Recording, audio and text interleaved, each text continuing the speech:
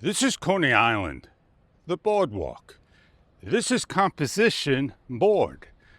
These boards have been around for ages. And what we're going to do is show you and down in the next mile or two how the boardwalk is getting repaired. They have a multi-million-dollar contract and it's supposed to get started repairing the boardwalk. Would you like to see the boardwalk like this? Not look like that. Just to show you, this is a damaged board. It needs to be repaired. And there are a number of boards like so if you keep on looking. Where do you start? Where the new meets the old? And you have right here is a screw, and one right over here that is actually sticking right out that you can grab and pull. No, I kid you not. If this gets into my tire, are you going to repair my tire?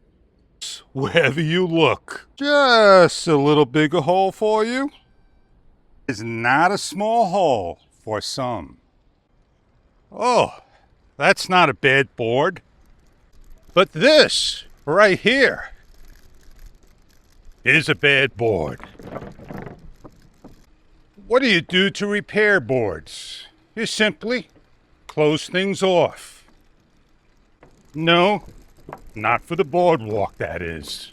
Over the years, they have cemented up areas to protect the boardwalk, and this is one of them. The New York Aquarium, they use underneath the boardwalk. And if you look closely as you go along, you'll start to see these yellow markings. And you see some light underneath, and there is the yellow marking telling you that they need to repair this piece of wood. A screw won't do. It's only and only by the aquarium you'll see the yellow markings. The boardwalk. You could grab a board and simply lift it up. And that is why we need Coney Island, the boardwalk, repaired sooner than you think. Our money, your money, their money, to the boardwalk.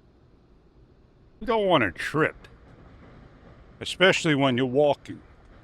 And what we need to do is get this boardwalk repaired.